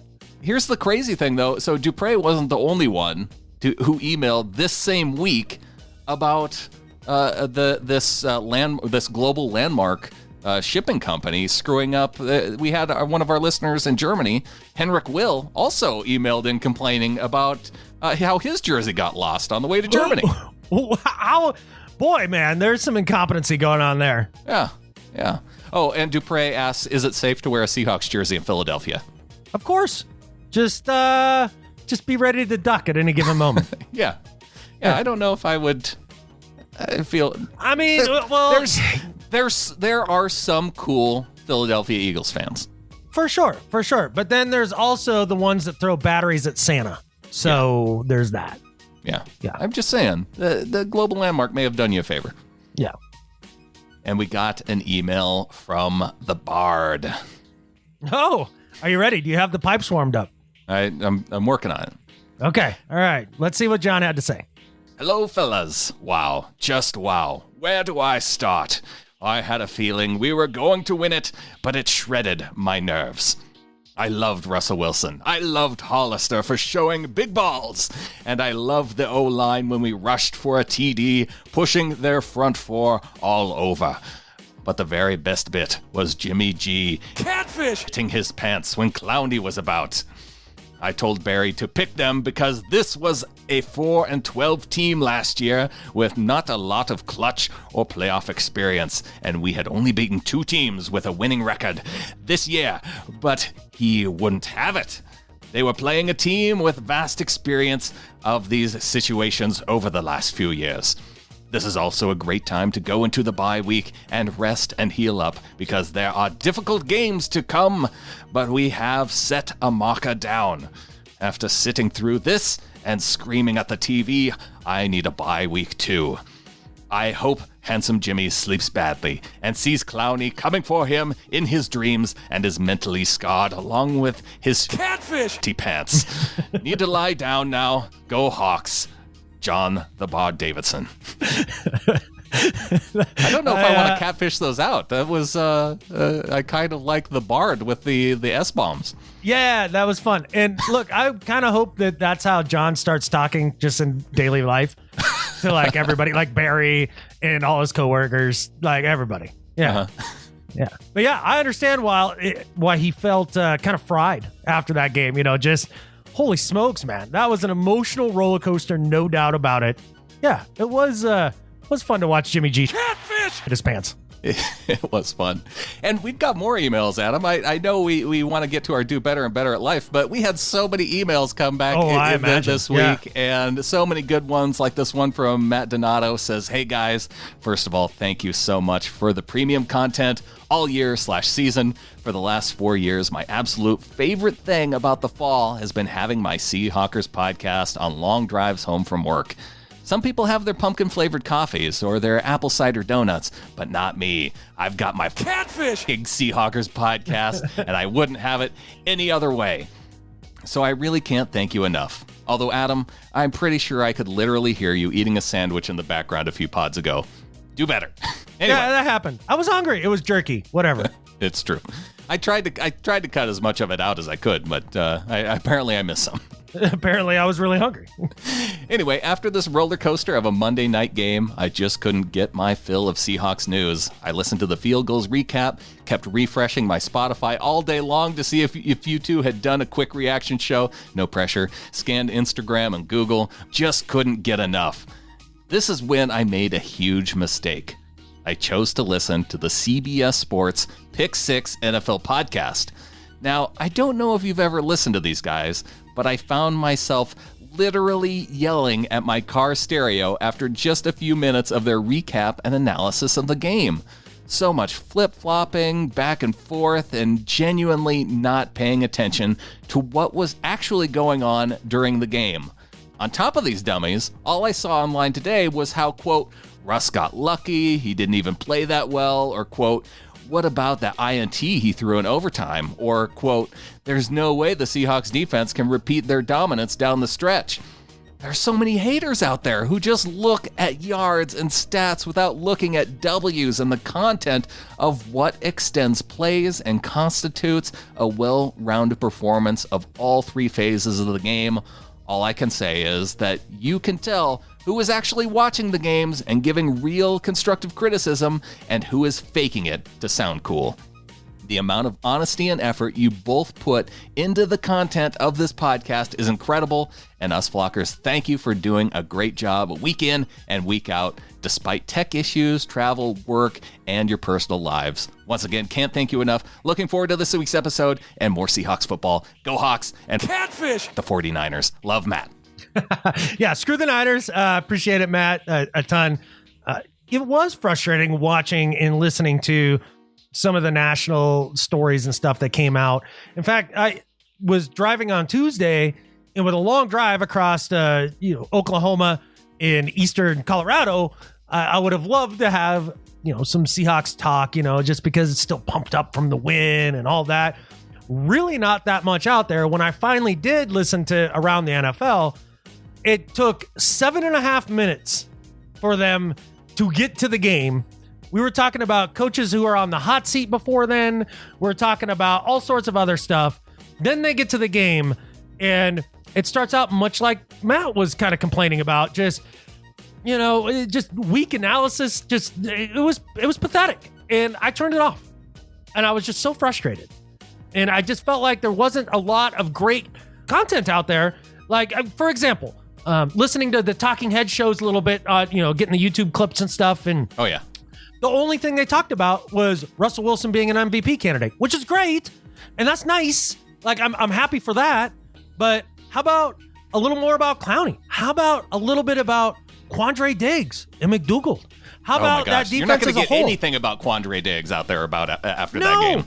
It was barely mentioned that he started, like in the broadcast. Yeah. So it just, I understand Matt's frustration is all I'm getting at. And don't lie, you would not have, because you make a point of not listening to any other Seahawks content out there, so that your feelings about the game aren't clouded by other opinions. I try really hard to always do the show before I really listen or read a lot of the national narrative. There might be, like, occasionally I'll get a little bit of Cowherd before, but that's about it. Like, usually like you said, want to keep my perspective, at the very least, mine. And I was very disappointed. Corey Kuhlman also came in. This is the last one before we get into Do Better and Better at Life. Says, hey guys, thank you for the great content and laughs from time to time. 2 thoughts, though. The first is more of a question. Do we miss Cassius Marsh right now? Who we cut prior to the start of the season? Great long distance defender that is quick and twitchy, knew our system. I say this in loom to Ziggy not panning out well. Is still too injured and not at playing weight. He needed another year to be fully healthy. Second thought, I miss fullbacks and Max Strongs and Mike Robbs of the world. Vital instruments for Alexander and Lynch respectively, picking up blitzes and an extra dump off for Russ. We're 8-2 and the defense felt like that's what it's like to play a great team and play to their potential. Go Hawks. Yeah, go Hawks, man. I do appreciate the defense's effort in this game, and it did, and we've said it a couple times, it felt like kind of that turning that corner, hopefully. Yes, some of the national media said, well, I'm not sure if the Seahawks can string that sort of level of defense together going down the stretch, and I don't either. I really don't. I mean, I need to see some more of it. I'm certainly hopeful. Yeah. And, maybe Clowney can really make that push going down the stretch, and especially since he's playing for another contract, his next one. And hopefully, at this point I'm pro re-signing Clowney. He's only 26. He is a game wrecker. I'd love to have him long term. Yeah, and they do have to wait till the end of the season. I know a lot of people are saying after that game, sign him right now, give him what he wants. Can't. And we can't. We do have to wait till the end of the season. Yeah. But they'll be first in line. Now the Seahawks know that he fits into the system. It's a lot different than just picking up a guy who is a free agent that a team decided to let go to free agency. Right. Yeah, for sure. You kind of got that trial period. Get your feet wet with him, see how he is. And he seems to fit in well with the locker room, too. I mean, guys seem to really like him and rally around him as well. And, if you look at the future of the team, if you have Clowney up front, Bobby is your middle linebacker, and then Diggs and Shaq in the back end, man, that's a hell of a future. I like it. Well, I said that was the last email, but you know what? There's one You other want to one sneak here. another one in? All right, let's do it. It was a big week. Come on. It was a big week. Want to get everybody in. Ethan in Greensboro. He says, hey, what's up, Adam? And the other guy. Just kidding, Brandon. I know who you are, too. I just had to make up for someone calling Adam the other guy last week. I appreciate that. But anyway, I am so sick of the national media saying the Niners would have won if Kittle and Sanders were healthy. But the best tight end in the NFL, Will Dissly, has been out for weeks, and Tyler Lockett was out in the fourth quarter in OT. Keep up the great work, guys. Go Hawks. P.S. Catfish! Niners fans. Sincerely, Ethan. Well, if they just had George Kittle, it's so sad for them. Yeah, we talked about that a little bit and the whininess of it all. What a joke. And yeah, it didn't matter that Russ has been missing Will. Uncle Will for the last few weeks. It didn't matter that he was still, missing Luke Wilson. It doesn't matter that he ended up missing Tyler Lockett because he just makes everybody better. He doesn't make up excuses like everybody wants to for handsome Jimmy. It did feel different without Lockett out there, though. It did, but we still got it done. Russ still got it done. And not only that, but like, when was it that Lockett got hurt? Like, all of a sudden he was hurt. Didn't he take the opening kickoff of OT in the end zone? No, it wasn't. It wasn't the opening kickoff. It was Travis Homer that was back there, because that's the point that I noticed it, because I saw Homer back there. I'm like, what's he doing out there? He received a kick late in the fourth quarter. He did, yeah. He was out there. I think he was out there for the Seahawks go-ahead field goal drive. Right. And then all of a sudden he's out, and people are wondering if he's going to need a leg amputation. Yeah. Yeah, I'm glad he's okay. Yeah, he's okay. Sounds like he'll be back for Philly. Even if he's not, that's okay. Take an extra week. But yeah, hopefully, just like they said, kind of a bad bruise and moving on. Paul in Cumbria, this one just came in, says, holy catfish, Monday Night Football was incredible. I was still in shock all day Tuesday. Great to see Jaron Reed making an impact and Clowney finally getting rewarded with a touchdown for his work over the season. Despite the fumble, you gotta love DK's fighting spirit and yards after contact. And although I could barely watch through overtime, I know there is always one thing that we can count on. In Russell we trust. I need the bye week to recover. Go Hawks. Go Hawks, man. I'm with you. It's kind of ironic. The one weekend I get to stay home this weekend because I canceled my job today. I thought I was going to have to fly today. Yeah, and there's no football. I was like, I get a Sunday to sit at home and watch football. That's happened one other time this season. And I don't even get to watch, the Hawks. It's the bye week. You get to this is going to give you a break from any kind of rooting interest, right? Because now you actually get to kind of relax and watch football, because there is no relaxing when watching Seahawks football this season. No, or ever under this iteration of the Seahawks. Like, it's always close. And they don't play in the first and third quarter. They only play in the second and fourth. Yeah. Just how it is. Not good. It'll be a nice, relaxing day of football at home. I am looking forward to that. And getting a better pulse on the league. Hey, and before we get to Do Better and Better Life, congrats to Playoff Bound. Just lock it in. Got the win with 10 points in the pick'em this last week. Damn. Well, congratulations. That's better than my 0. I haven't got my picks in the last 2 weeks. It just hasn't happened. Well, you are falling farther and farther down. I am at number 37 overall, Adam. Yeah, whatever, show off. I just didn't care this year. I decided to back it. Especially after I started whipping you by week 7. Oh, whatever. It hasn't been a whooping up to that point. It's pretty much been a whooping. Oh, you can say what you want. Congrats to F the Rams, who is leading overall at 93 points. More Right at 92, along with 3 Seagulls and a chip. Seahawks MX and 3 for MVP, along with Minnesota at 92 points. So those are your leaders overall right now with 93 and 92 points. I admire their consistency. And I also admire the name Grabbing Loose Balls. That's one of my favorite names in the top 10. That's a solid one. Because you can't have the balls loose. And if they are, you have to grab them. Yeah, you have to corral the balls. On to Do Better and Better at Life. All right, man. Who you got for Do Better? My Do Better this week. I think it's time, Adam. I think it's time that we picked a new Huckleberry on this show. I know we got after Pete Prisco with his power rankings, but it's hard knowing that he's now on board the Russell Wilson train. Right. It's hard to go after him.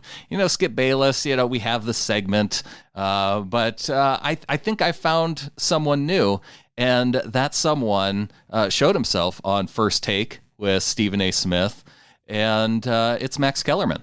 Last night's game proved that the San Francisco 49ers are the best team in the world. That's what it proved in the loss. Now, I predicted they would lose this game. It was a game I felt could have gone either way. I was on the fence for a while, but in the end I thought Niners aren't going to go undefeated. And Russell Wilson is having an MVP year, and when it comes down to it, he'll make the play that wins the game. And in fact, that's what happened. Now, I know on First Take, they have to have opposing viewpoints to make it interesting. But how do you take that and try and spin the idea that even though you predicted a team to lose and then they lost, but you still think that they're the best team in the NFL? How do you make that work in your mind and say it with authority? I don't know how you're confused by this, Brandon, because the Golden State Warriors have the worst record in the league this year and lost KD in free agency, Steph to injury, Clay to injury. They still have Dre. But point being is they are still the best team in the NBA. Mark it down. I predicted this season would be a terrible season for them, but this is all going to work out in the end as a wash. They're the best team in the NBA. Mark it down. See, that's how you do it. That's how you do it. You just say it like that. Let's see if that matches up. Pretty similar to how he goes on in this particular clip. The Niners, without their best pass catcher, without their second best pass catcher, with guys dropping balls all over the place, still should have won the game. The field goal kicker should have hit that field goal. That's a very makeable, and he didn't come close. He never had a real shot on it, as it turns out. And even with all that, it takes Russell Wilson heroics in overtime to beat them. What that tells me, that the Niners defense is ferocious. We know it. Garoppolo played well enough to win most games, just not against the MVP. Down weapons in overtime. If you're going to lose a home game, that's how you lose it to one of the hottest teams in the NFL, led by an MVP with, let's face it, a bunch of bad breaks. They should have won that game. A bunch of bad breaks, like Jimmy Garoppolo nearly throwing 5 picks and having Seahawks defenders drop it, getting all kinds of help from the refs in this game, like the in the grasp sack. And then when Russell Wilson was actually in the grasp, they let it play out and he fumbles the ball into Effetti's arms, who also fumbles it. All of those breaks, and you still think the 49ers, that you still think that what you saw on Monday night against the Seattle Seahawks was the best team in the NFL? Max Kellerman, do better. Wow. Yeah, that is an interesting take. I understand that if I had to do that job 5 days a week, 200 days a year, however many days he does it, if you were getting paid for that to be your job and to come up with something that was different from what Stephen A was saying, and he already had the correct take, and right. that's what you had to do to make your check that week. Okay. Yeah. Well, like you said, like I tried to demonstrate for you, you just have to say something with enough authority and then people think you believe it. Well done. So for Max, Max is on my radar now. Now that Bayless has kind of fallen to the wayside, now that Pete Prisco's, Max is on my radar. Yeah. I think it's about time for him. Absolutely. Who do you got for do better? All right, man. My do better this week is not for a specific person per se, but it's more an idea. And I came up with this over the last about, 3 minutes as I see something pop up here on Bleacher Report. And it was a tweet from Bleacher Report saying, quote, Mason Rudolph won't take legal action against Myles Garrett after last night's fight. Okay. What in the hell? How was that ever even a consideration? We really thought that was some sort of legal crime that was committed on the field. Like, this is one thing that was really crazy to me driving through the South over this last couple of weeks. Number one, the amount of billboards for lawyers everywhere. Some old white dude on a billboard with a 1 to 2 word billboard with a question mark behind it, like accident? Call this guy. Hurt at work? Question mark. Motorcycle wreck? Question mark. Like everything was about going and suing somebody. We met a dude in a parking lot at the Holiday Inn as I was out sitting smoking a cigar. He comes up, we start chit-chatting, and his car's parked right next to him. He's like, man, I got this in a motorcycle wreck. And I was like, what are you talking about? It's like, yeah, I got in a wreck, and then I got a lawyer, and then I got this money, and I was able to buy this car, this Honda Civic. It was a nice Civic, don't get me wrong, it was brand new. But the idea that everything is sue-worthy, that we have to be so litigious, is absolutely ridiculous. I hate it. It is disgusting, and it's a real problem in this country. And the idea that this was even thought about for a second, that Mason Rudolph would have pressed charges for getting thumped in the head with his own helmet, is a joke show. America, do better. That reminds me, I was getting pizza last night, and I was in the drive-through pickup lane, and I was getting frustrated because the dude in front of me had been there for like 15 minutes at the pickup window. Yeah. So I'm like, you know what? I'm just going to walk in. I was in my pajamas. I was like, I'm not going to walk in the Pizza Hut in my pajamas. But it was just, I had waited too long. And so I'm like, screw it. And so I backed up, and all of a sudden I'm just about to move forward, and I feel like I hit the curb. I'm like, oh, that's weird. And I look back in my rearview mirror, and one of the Pizza Hut delivery guys had parked in the lane where cars would normally drive, not in the parking spots. Yeah. And I'm like, oh crap. So I get out of the car, I look, and I'm like, ooh. So you bumped into him? Yeah, I bumped into him. Oh. And the other driver saw it, and he's like, oh, I'll go get him. And he came out, and his tail light was cracked, and it's kind of an older car, so I didn't know what I had actually done in terms of any damage. Sure, that had been there before, right? If it had been there or not. I'm like, dude, I don't know if I did this. Or he's like, no, I think you hit a little bit lower, but there wasn't any damage to my bumper. He's like, I don't see anything wrong. He's like, it's fine. And so a really cool dude. And it reminded me of that when you brought that up. Yeah, I mean, people are so quick to try to like get a cheap buck off of somebody else. Yeah. I went in, I'm like, do you want me to give you my number just in case, because it was dark out, if you see something tomorrow, you can just let me know, give you my number to text me. He's like, no, dude, it's fine. Yeah. Yeah. I a similar experience with a dude picking up my daughter from school, and we both backed out of parking spots simultaneously. Ooh, yeah. And when I looked up and started backing up and then checked my other mirror as I was backing up, he wasn't there. Same for him. Yeah. And bing, who knows whose fault it is, whatever. He had an older Pathfinder, and it broke off a little plastic piece on his bumper. Yeah.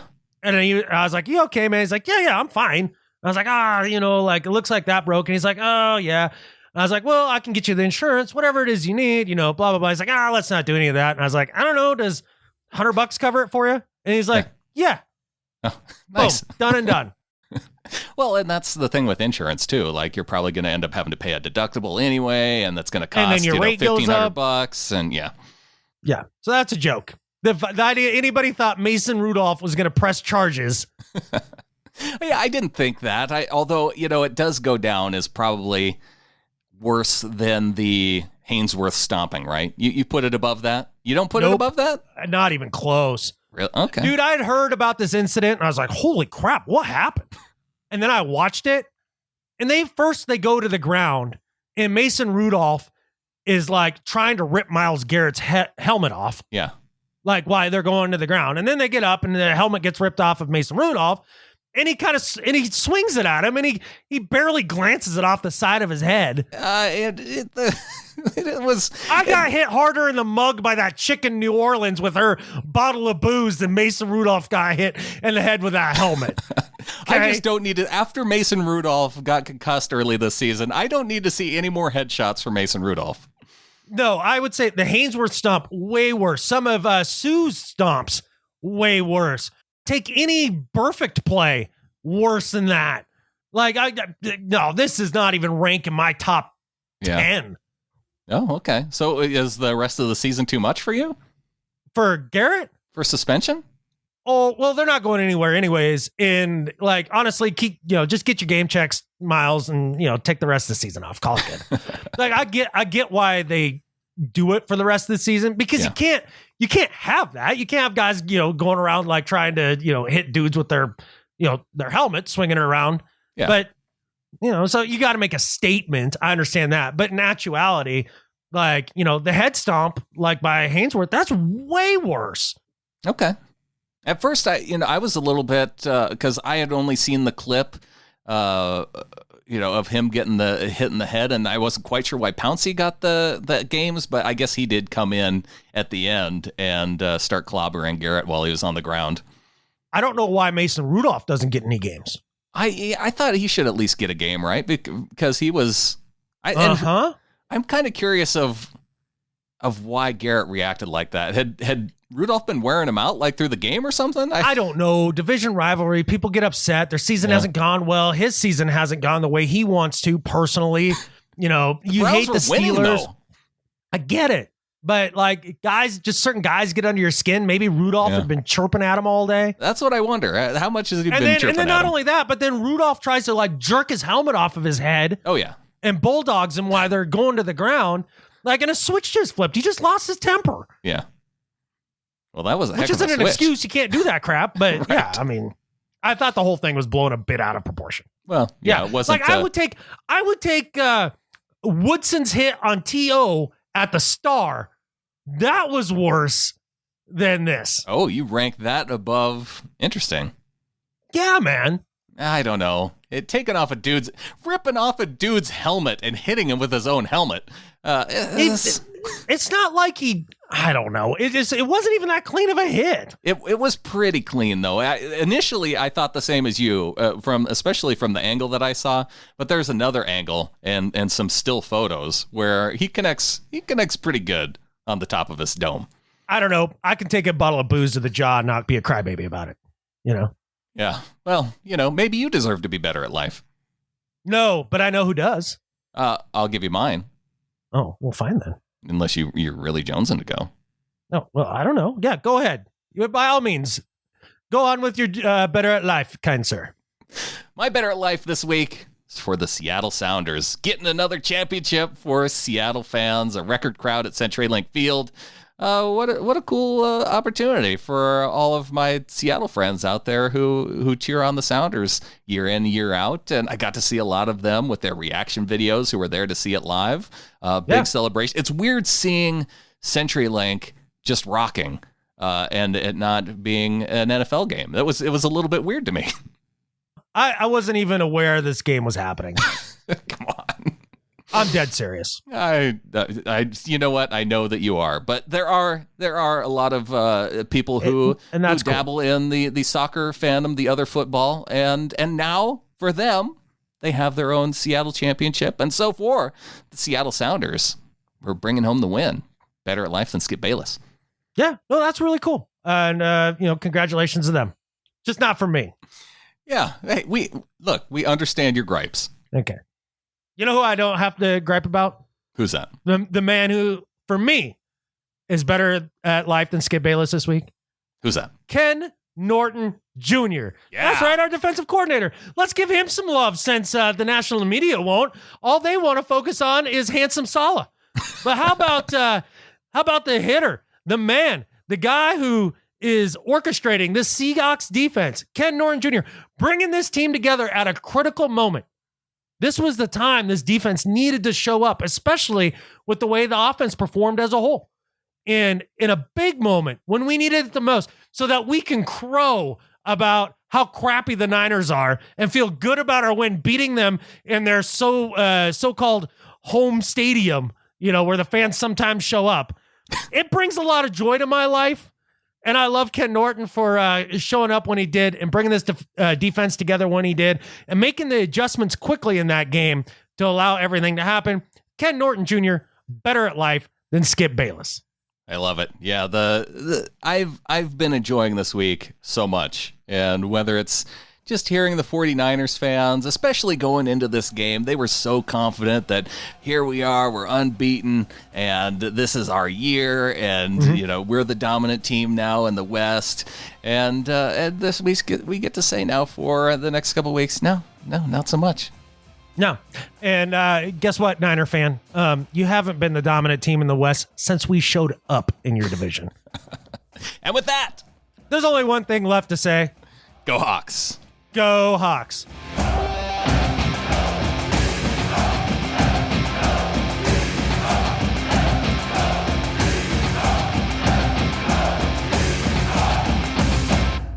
Catfish. The Niners too. And Jeffrey Epstein didn't kill himself. What is that? I saw that scrawled on a bathroom wall the other day. Why is this a thing now? And who cares? It's because everybody knows. Am I supposed to put on a tinfoil hat or something? Maybe. Oh, okay. Well, we should start a new one. Like JFK didn't kill himself. Well, that one's obvious. Hot take. No, the hot take would be JFK fired the magic bullet. Ooh. Or the hotter take would be Oswald and Kennedy were in on it together and they fired simultaneously. Ooh. Okay. Yeah. There it is. Hashtag Oswald and Kennedy were in on it together / conspiracy theory. #. .com.